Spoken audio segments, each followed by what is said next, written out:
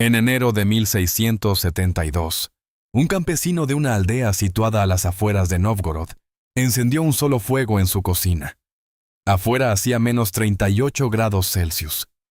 Su techo era de madera, sus paredes eran de troncos, no tenía electricidad, no tenía gas, no tenía caldera. A la mañana siguiente, su familia seguía caliente.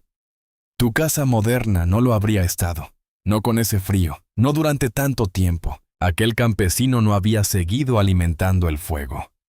El objeto que lo mantuvo con vida ardió durante apenas 20 minutos y después liberó el calor que había almacenado durante 24 horas. Tu sistema de calefacción no puede hacer eso. Nada de lo que posees puede hacerlo. El objeto pesaba 2 toneladas. Estaba en el centro de su casa. No tenía piezas móviles. No costaba nada mantenerlo funcionando. Y hacía 9 cosas que tu hogar moderno necesita 9 aparatos separados para conseguir, incluida una que jamás imaginarías. Cuando la red eléctrica de Texas colapsó en 2021, 4,5 millones de estadounidenses perdieron la calefacción en 72 horas. Murieron 246 personas. Los rusos medievales enfrentaron temperaturas de menos 40 grados durante 6 meses al año, durante 400 años. Tenían un solo objeto. Se llamaba pech. No era una estufa. Era la propia casa reconstruida como un motor de calefacción. La casa que era una estufa. Para entender el pech, deja de imaginar una estufa. Una estufa es una caja metálica colocada contra una pared. Una estufa es un aparato. El pech era lo contrario. El pech era el corazón de la casa, y la casa se construía alrededor de él. Una casa campesina rusa tradicional se llamaba izba. Era una cabaña de troncos, de aproximadamente 5 metros por 5 metros. Dentro de ese espacio reducido, el pech ocupaba 1/3 del suelo, a veces incluso la mitad. En una izba pequeña, cuando cruzabas la puerta, lo primero que veías no era una habitación. Era una pared de ladrillo encalado, a veces de 2 metros de altura, con una boca negra y curva que se abría hacia la cocina. Esa boca era el hogar. Detrás de ella, extendiéndose hacia el interior de la estructura, había una cámara de combustión del tamaño de un horno moderno. Encima de eso, una plataforma para dormir. Debajo, un hueco de almacenamiento. Sobre la plataforma de dormir, una repisa junto al techo donde los niños dormían durante los meses más fríos. Detrás de la chimenea, en el ático, había una cámara de ahumado para conservar carne. Todo eso era un solo objeto. 2 toneladas de ladrillo cocido, piedra y arcilla, unidas por un constructor llamado pechnik. Un pechnik no era simplemente un obrero. Era una figura respetada en la aldea, al mismo nivel que el herrero y el sacerdote.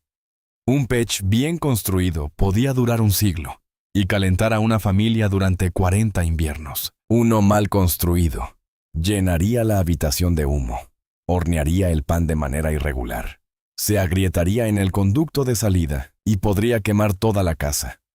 Los campesinos sabían que Pechnik había construido la estufa de cada familia del mismo modo en que nosotros sabemos quién diseñó una catedral. Existen registros de campesinos que caminaban durante 3 días para contratar al pechnik adecuado para su hogar. Las paredes del pech tenían entre 25 y 40 centímetros de grosor. Eso no era decoración, era todo el principio del diseño. El pech no calentaba una habitación soplando aire caliente dentro de ella, como hace tu caldera. El pech absorbía el calor en su propia masa y luego irradiaba ese calor de vuelta a la habitación durante las siguientes 18 a 24 horas, lenta y uniformemente, desde todas las direcciones. El campesino no calentaba la habitación. Calentaba la estufa calentaba la habitación. Esa es la primera capa, y suena simple hasta que miras dentro. El laberinto interior. Si alguna vez has mirado tu factura de calefacción, y te has preguntado, ¿por qué quemar un combustible que almacena aproximadamente 8,000 BT? U por libra obliga a tu sistema de calefacción a funcionar durante la mayor parte del invierno.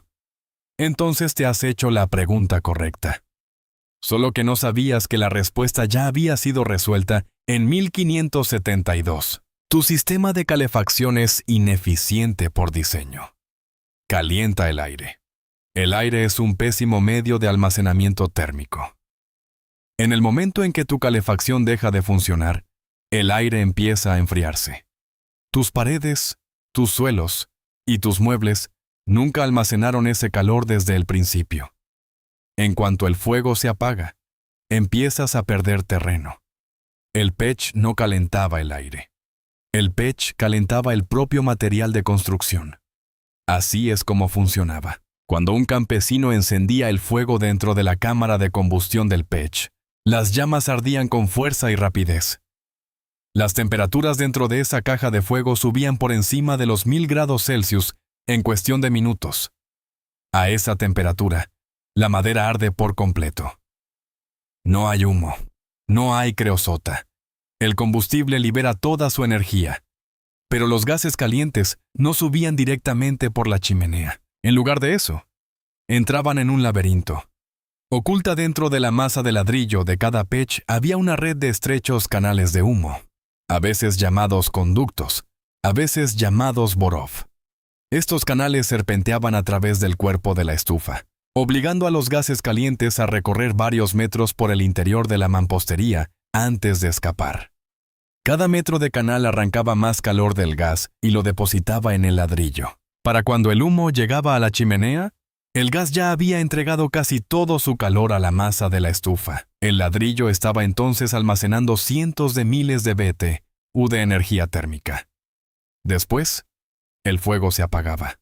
No porque el campesino lo extinguiera, sino porque ya no quedaba leña.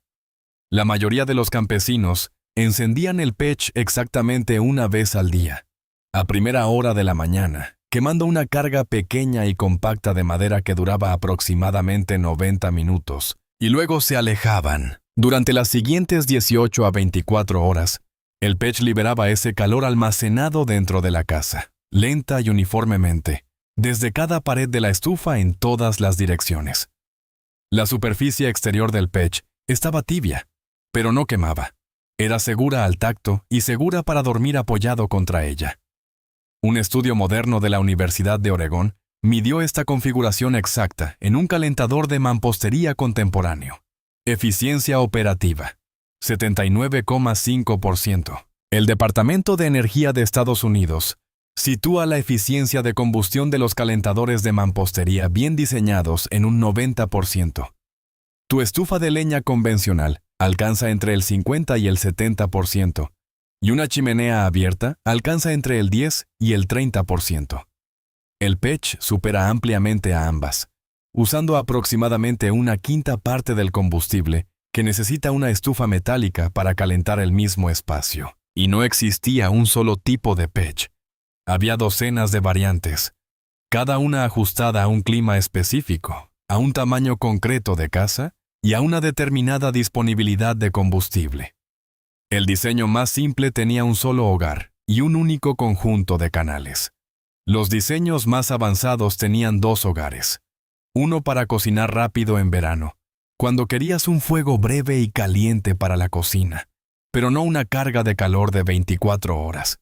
Y otro hogar grande para el invierno profundo, cuando la casa exigía la máxima acumulación térmica. Había diseños con calderas de agua incorporadas. Había diseños con pequeños huecos laterales para secar hierbas.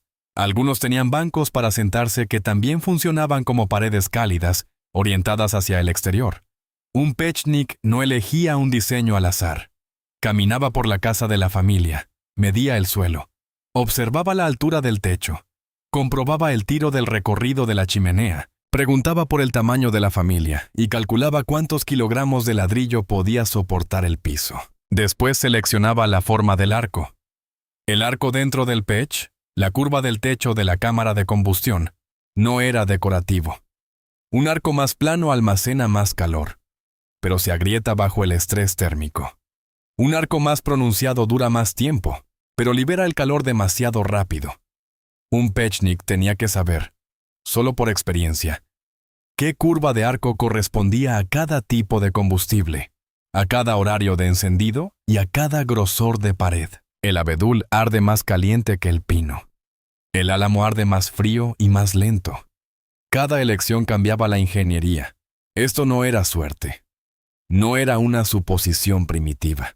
Era ingeniería, descubierta por campesinos en aldeas que no tenían escuelas, ni departamentos de física, ni libros, pero que resolvieron un problema de transferencia de calor por masa térmica que tu sistema moderno de calefacción todavía no ha resuelto. Y un campesino que había resuelto el problema de la calefacción hizo algo extraordinario con esa solución.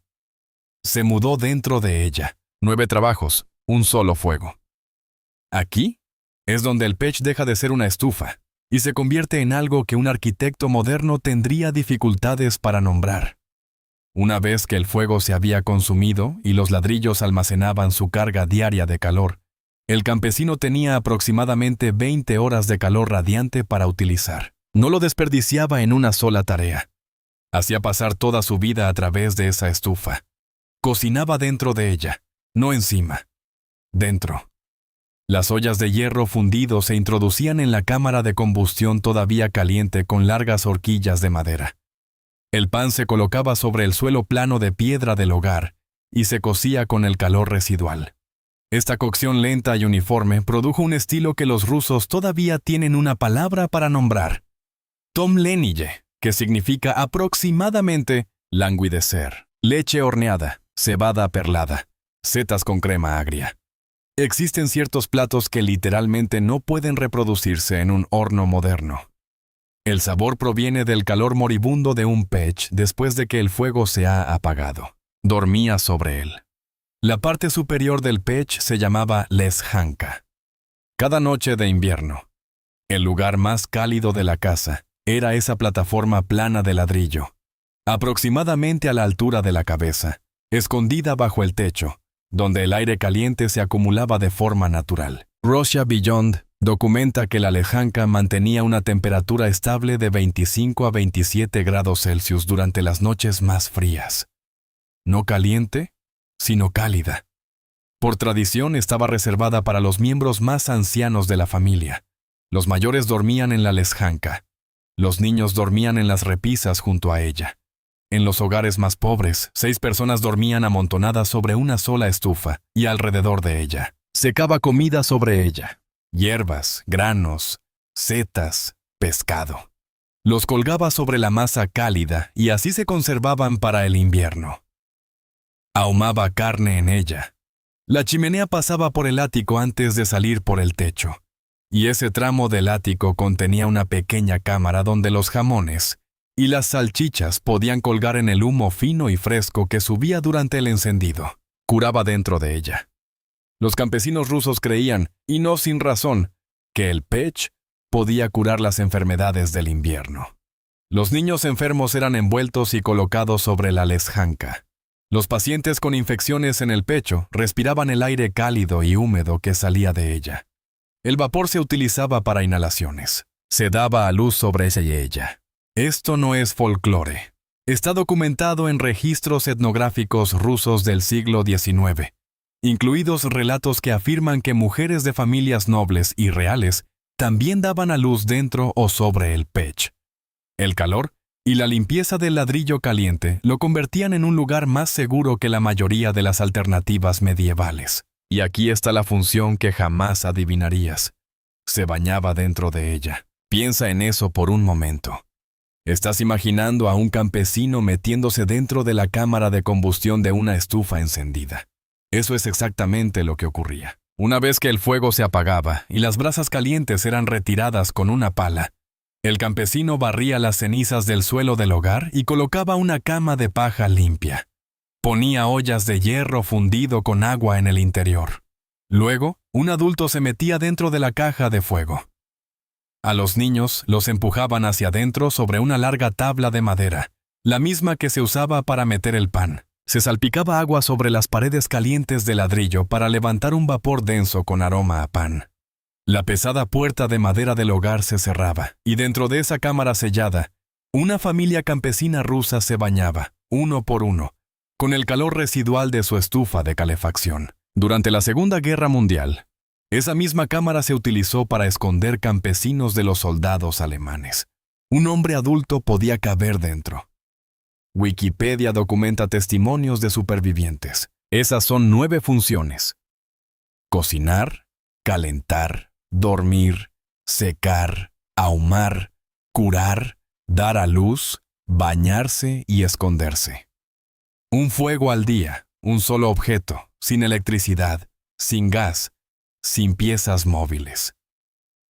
Si esto cambió tu forma de pensar sobre lo que se supone que debe hacer una casa, un rápido "me gusta" ayuda a que este video llegue a más personas. Ahora viene la parte que debería enfadarte.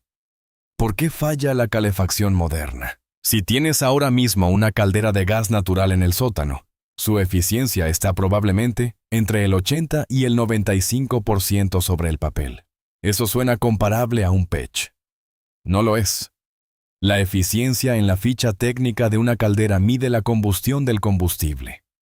No mide lo que ocurre con el calor una vez terminada la combustión. Tu caldera calienta aire, empuja ese aire a través de conductos y lo entrega a las habitaciones. Por el camino pierde calor a través de las paredes de los conductos, a través de sótanos sin aislar, a través de uniones con fugas, y por la simple física del aire que se estratifica. Caliente en el techo, frío en el suelo. Peor aún, tu caldera funciona de manera intermitente. Se enciende, calienta el aire durante unos minutos. Se apaga y se enfría. El ciclo nunca se detiene. Cada vez que se apaga, el sistema empieza a perder. Cada vez que vuelve a encenderse, quema combustible para recuperar el terreno que acaba de perder. El pech no hacía eso. El pech se encendía una vez. Ardía durante 90 minutos. No volvía a encenderse hasta la mañana siguiente. La temperatura dentro de la isba no oscilaba de forma brusca porque la fuente de calor no era el fuego. La fuente de calor era el ladrillo.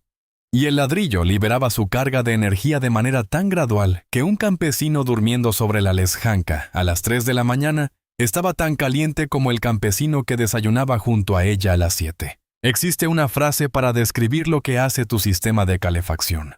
Es una batalla de 60 grados. Afuera, en un invierno frío, el aire ronda los 20 grados Fahrenheit. Tú quieres tu casa a 70. Tu caldera combate esa diferencia de 40 a 60 grados cada hora de cada día, durante todos los meses del invierno. Y cuando deja de combatir por cualquier motivo, tu casa vuelve a caer hacia la temperatura exterior en cuestión de horas. Un campesino ruso medieval no libraba esa batalla. Había construido una casa que almacenaba el calor del mismo modo en que una piedra bajo el sol almacena la luz solar. Su pech era la piedra. El fuego era el sol. 20 minutos de combustión, 24 horas de radiación. Este es el momento espejo. Tu sistema de calefacción fue diseñado para luchar contra el frío. El pech fue diseñado para almacenar el calor. Estas no son pequeñas diferencias de enfoque. Son filosofías opuestas de la física. El propio Departamento de Energía de Estados Unidos lo reconoce. Su página sobre calefacción con madera afirma directamente que los calentadores de mampostería, el término moderno para los dispositivos construidos según el principio del pech, producen más calor y menos contaminación que cualquier otro aparato de leña o pellets. Y aún así, casi ningún hogar estadounidense tiene uno. Si este tipo de conocimiento enterrado te importa, considera suscribirte. La mayor parte de lo que cubro en este canal ha sido olvidado o borrado deliberadamente. Y creo que vale la pena cambiar eso.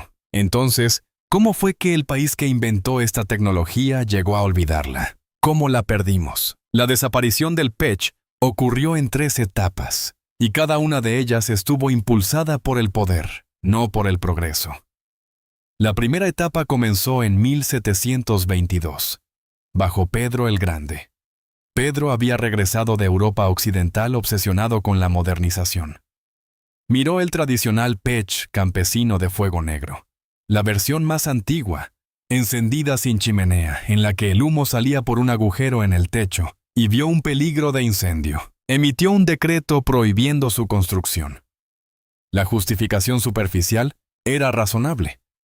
Las estufas llenas de humo incendiaban las casas de madera, y las aldeas campesinas ardían con frecuencia. Pero el motivo más profundo era cultural. Pedro intentaba hacer que la arquitectura campesina rusa pareciera más europea, más civilizada, más parecida a lo que había visto en las ciudades holandesas y alemanas. Importó técnicas holandesas de azulejos, promovió azulejos blancos decorados con esmalte azul cobalto, y comenzó el lento proceso de transformar el pech de una herramienta campesina de supervivencia a un objeto decorativo para la nobleza. A mediados del siglo XVIII, Rusia producía millones de azulejos decorativos al año, y el pech, revestido de azulejos, se había convertido en un símbolo de estatus dentro de las casas urbanas de la nobleza. Despojado de su multifuncionalidad campesina, el pech rural sobrevivió a aquel decreto porque los campesinos lo necesitaban. Ningún decreto de un zar podía deshacer 400 años de ingeniería adaptada a un clima helado.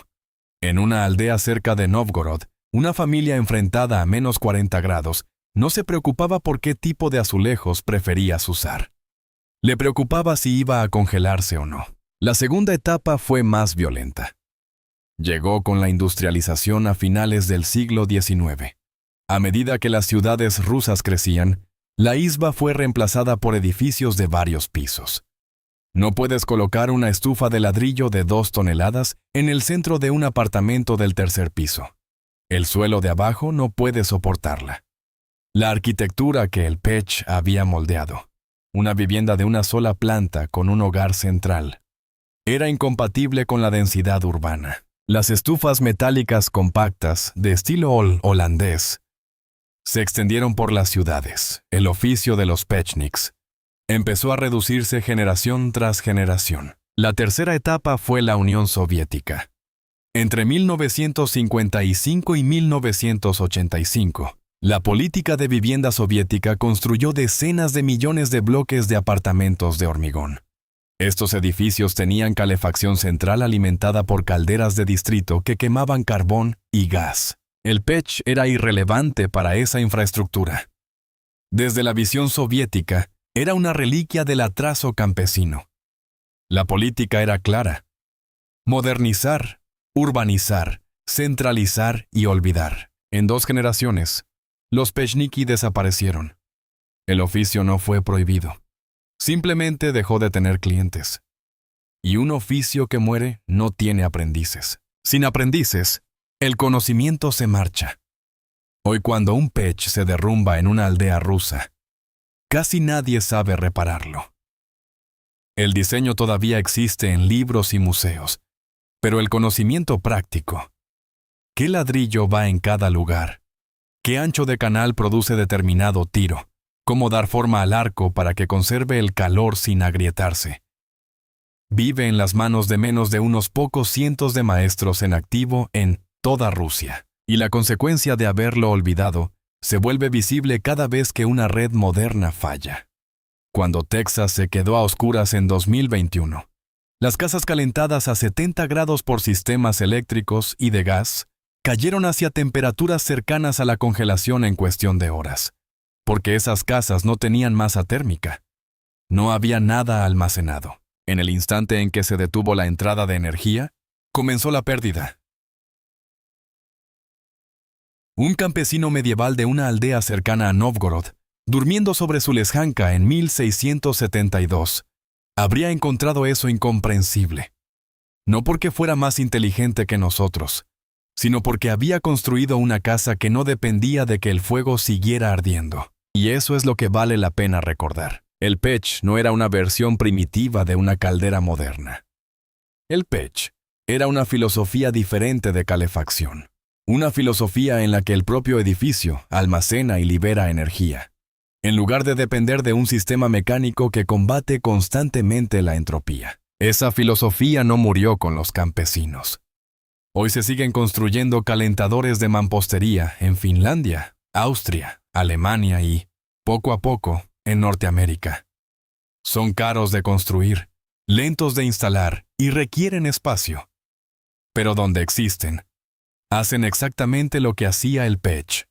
Un solo fuego, 18 a 24 horas de calor, sin depender de la red eléctrica. El conocimiento no se ha perdido, solo ha quedado enterrado bajo un siglo de comodidad. Actualmente estoy investigando un calentador de mampostería alemán, llamado Kachelofen, un dispositivo que tomó el principio del Pech y lo convirtió en una forma de arte, con fachadas de azulejos y sistemas de circulación de calor tan refinados que la aristocracia austríaca pagaba por una sola estufa el equivalente al precio de un coche de lujo moderno. Si hay otros sistemas de calefacción medieval que quieres que investigue, déjamelo saber en los comentarios. Ahora que sabes cómo el Pech almacenaba la energía de un solo fuego durante 24 horas, existe un calentador de mampostería relacionado que llevó este principio aún más lejos, con un método de construcción que la corte imperial austríaca intentó monopolizar. En ese video, te muestro el Kachelofen, la estufa de azulejos que calentó los palacios de los Habsburgo y estableció el estándar que todos los calentadores de mampostería modernos de alta gama todavía intentan igualar.